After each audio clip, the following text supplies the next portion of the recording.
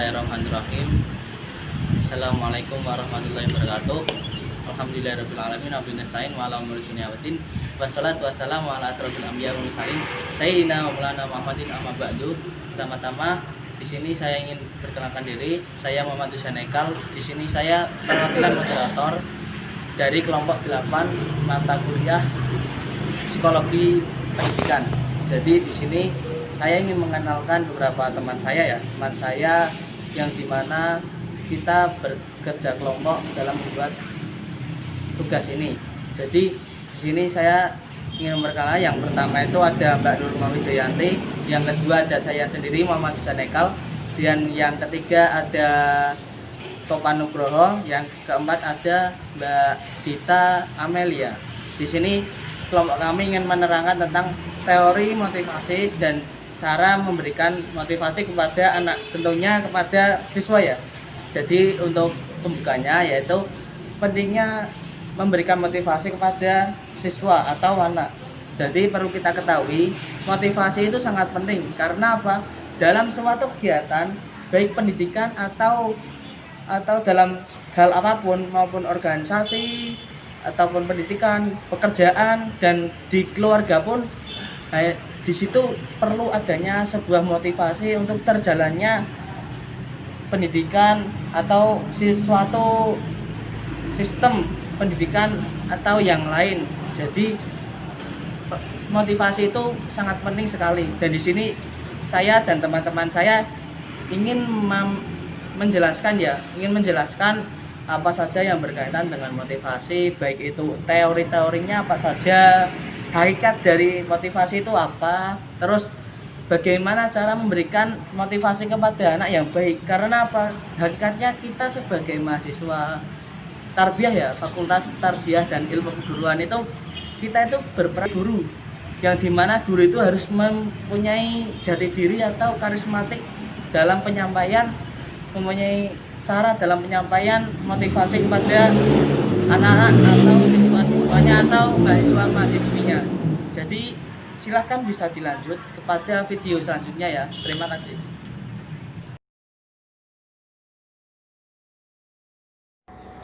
Sebelumnya perkenalkan, nama saya Nurma Wijayanti, NIM 2119253. Di sini saya akan menjelaskan mengenai motivasi belajar. Apa sih motivasi belajar? Sebelumnya kita harus mengetahui terlebih dahulu pengertian dari motivasi. Motivasi berasal dari kata Latin mover yang berarti dorongan, daya penggerak atau kekuatan yang menyebabkan suatu tindakan atau perbuatan. Menurut pendapat Robin, sarjana pendidikan, ia mengatakan bahwa motivasi adalah suatu proses yang menghasilkan suatu intensitas, arah, dan ketekunan individual dalam suatu usaha untuk mencapai suatu tujuan. Kemudian ada pendapat yang kedua, yaitu menurut pendapat Graham and Golan. Ia menyatakan bahwa motivasi penting dalam menentukan seberapa banyak siswa akan belajar dari suatu kegiatan pembelajaran, atau seberapa banyak ia menyerap informasi yang disajikan kepada mereka. Jadi pendapat tersebut kita dapat mengambil kesimpulan bahwa motivasi adalah energi atau kekuatan yang memberikan dorongan yang timbul pada diri seseorang secara sadar atau tidak untuk melakukan suatu tindakan dengan tujuan tertentu. Kemudian selanjutnya adalah pengertian motivasi belajar. Motivasi belajar adalah suatu perubahan tenaga di dalam diri seseorang yang ditandai dengan timbulnya perasaan dan reaksi untuk mencapai tujuan. Kemudian kita dapat mengambil kesimpulan bahwa motivasi belajar adalah kondisi psikologis yang mendorong siswa untuk belajar secara sungguh-sungguh, yang pada gilirannya akan terbentuk cara belajar siswa yang sistematis, penuh konsentrasi, dan dapat menyeleksi kegiatan-kegiatannya.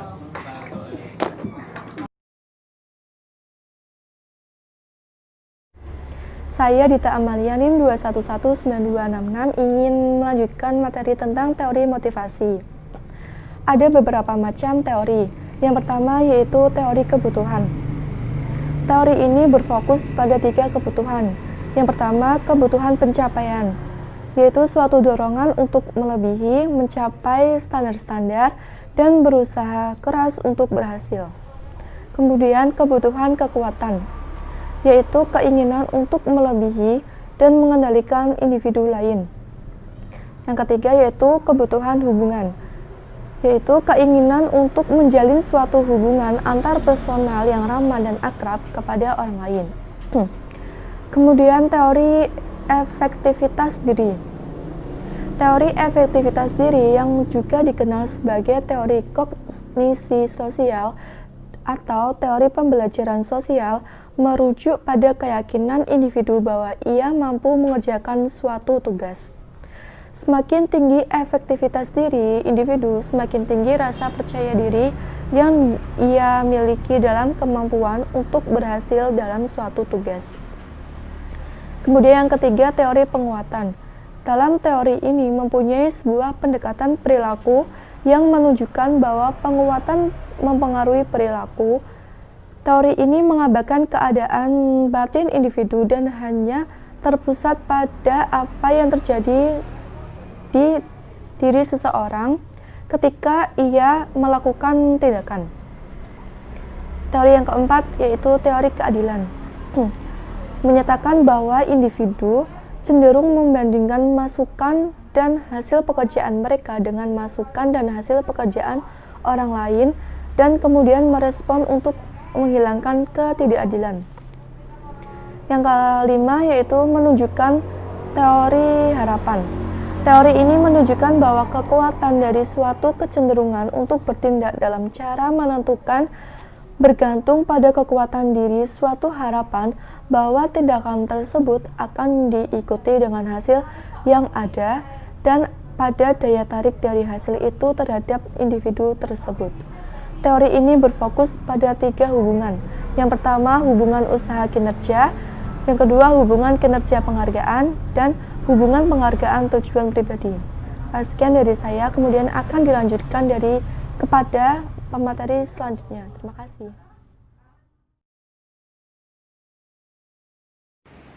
Perkenalkan, nama saya Topan Nugroho, NIM 2119262. Selanjutnya saya akan menjelaskan cara memotivasi siswa dalam belajar. Cara untuk membangkitkan motivasi kepada para siswa yang dilakukan oleh guru ataupun tenaga pendidik itu sangat berpengaruh bagi pendidiknya sendiri. Dalam usaha ini banyaklah cara yang dapat dilakukan, seperti menciptakan kondisi-kondisi yang dapat membangkitkan motivasi belajar. Pentingnya peranan motivasi dalam proses pembelajaran perlu dipahami oleh pendidik atau tenaga pengajar agar dapat melakukan berbagai hal, tindakan atau bantuan kepada siswa. Motivasi dirumuskan sebagai dorongan, baik diakibatkan faktor dari dalam maupun dari luar, untuk mencapai tujuan tertentu guna memenuhi suatu kebutuhan dalam konteks pembelajaran, maka kebutuhan tersebut berhubungan dengan kebutuhan untuk pelajaran. Peran motivasi dalam pembelajaran. Motivasi belajar siswa dapat dianalogikan sebagai bahan bakar untuk menggerakkan mesin agar motivasi itu digunakan sebagai penyemangat bagi siswa-siswanya untuk terus giat dalam belajar. Motivasi belajar yang memadai akan mendorong siswa berperilaku aktif untuk berprestasi dalam kelas. Tetapi motivasi yang terlalu kuat juga akan menimbulkan negatif. Siswa juga akan merasa bosan jika terus dikasih motivasi. Maka dari itu motivasi yang dilakukan seadanya saja atau seperlunya saja. Guru atau tenaga pengajar wajib berupaya sekeras mungkin untuk meningkatkan motivasi belajar siswa. Ada beberapa strategi yang dapat dikembangkan dalam upaya untuk menumbuhkan dan membangkitkan motivasi belajar siswa dalam proses pembelajarannya, diantaranya 1. Menjelaskan tujuan belajar siswa. Pada permulaan belajar mengajar, seharusnya guru terlebih dahulu menjelaskan mengenai tujuan instruksional khusus pembelajaran yang dicapai oleh siswa. Makin jelas tujuan, maka makin besar pula motivasi dalam belajar. Saya kasih contoh, anak kelas 10 agar motivasinya belajarnya kuat, maka disuguhkan jenjang kedepannya yang lebih baik lagi atau perguruan tinggi. Jika dia belajar keras maka mendapat nilai yang bagus, maka kemungkinan besarnya untuk mendapatkan perguruan tinggi yang lebih baik juga akan sangat besar. Nah, itu motivasi yang harus ditumbuhkan oleh guru di awal-awal pembelajaran. Contoh salah satunya di kelas 10 atau kelas 11. Yang kedua, tumbuhkan motivasi pada awal saat pengajaran dimulai. Caranya dapat dilakukan dengan menanyakan pekerjaan rumah atau PR, atau juga dapat mengecek apakah pengajaran saat itu sudah diketahui oleh peserta didik atau belum, agar pendidik dapat membaca situasi kelas, apakah para peserta didik sudah siap untuk mengikuti pembelajaran dalam kelas. Salah satunya di flashback pembelajaran minggu lalu atau di review terlebih dahulu sebelum memasuki materi yang kedua. Alangkah baiknya guru mereview terlebih dahulu materi-materi yang sudah berlanjut, agar gunanya guru bisa mengakar atau bisa mengetahui tingkat kepekaan murid atau siswa terhadap ilmu yang sudah didapat sudah sampai mana. Selanjutnya, guru juga berusaha mengadakan persaingan di antara siswanya untuk meningkatkan prestasi belajarnya. Berusaha memperbaiki hasil prestasi yang telah dicapai sebelumnya. Hal tersebut dapat dilakukan dengan memberikan beberapa hal berikut. Yang pertama itu seperti pujian. Sudah sepantasnya siswa yang berprestasi sudah pasti atau diberikan penghargaan atau pujian oleh gurunya agar motivasinya terus terjaga. Yang kedua, hadiah. Memberikan hadiah kepada siswa yang berprestasi. Hal ini akan memacu semangat mereka untuk bisa belajar lebih giat lagi. Di samping itu, bagi siswa-siswa yang belum giat akan juga bisa termotivasi agar juga bisa mendapatkan hadiah. Yang ketiga, saingan atau kompetisi. Guru berusaha mengadakan persaingan di antara siswanya untuk meningkatkan prestasi belajarnya. Berusaha memperbaiki hasil prestasi yang telah dicapai sebelumnya. Yang keempat, hukuman yang diberikan kepada siswa yang berbuat kesalahan saat proses belajar mengajar. Ini juga penting dilakukan oleh seorang tenaga pengajar atau guru. Hukuman efeknya untuk membuat jera siswa agar tidak melakukan kejadian yang serupa lagi atau tidak dapat diulangi lagi oleh siswa tersebut. Selanjutnya, membentuk kebiasaan belajar yang baik. Yang terakhir, membangkitkan dorongan kepada siswa untuk belajar. Strateginya adalah dengan memberikan perhatian maksimal kepada siswa. Jadi itu ya dulur-dulur, tadi sudah disimak apa saja yang sudah diterangkan oleh dulur-dulur dari kelompok kita, dari mulai Mas Topan atau Mbak Nurmawi Jayanti atau Mbak Dita Melia. Dan tadi sudah diterangkan hakikat dari adanya motivasi itu untuk apa, teori-teorinya apa saja, dan bagaimana dengan cara penyampaiannya. Jadi di sini saya sebagai moderator ingin memberikan sedikit kesimpulan ya mengenai kelompok materi kali ini mengenai motivasi dan memberikan penutup. Jadi pada dasarnya kesimpulannya motivasi itu sangat penting. Karena apa? Motivasi itu dapat memberikan penyemangat, support dari diri kita maupun diri orang lain yang diberi motivasi supaya bisa lebih bersemangat dalam hal apapun, baik itu dalam ranah pendidikan, dalam ranah organisasi, dalam ranah pekerjaan pun juga sangat diperlukan, atau dalam ranah yang lainnya, baik itu dari ibadah dan yang lainnya. Jadi motivasi itu merupakan suatu energi atau kekuatan yang dapat menimbulkan efek semangat, efek dorongan untuk beraktivitas yang lebih lanjut gitu. Jadi untuk kesimpulan begitu. Sini saya ingin mengucapkan terima kasih bagi semua sedulur-sedulur yang sudah memberikan support atau dorongan, baik itu subscribe atau like, dan yang sudah menyimak juga semoga ilmunya bermanfaat di sini, di dunia maupun di akhirat, bisa diimplementasikan kepada jurusan kita, mau baik itu jurusan PAI yang dimana kita sebagai guru PAI itu harus bisa memberikan motivasi pada anak didiknya. Cukup sekian dari saya. Wallahul muwaffiq ila aqwamit thoriq.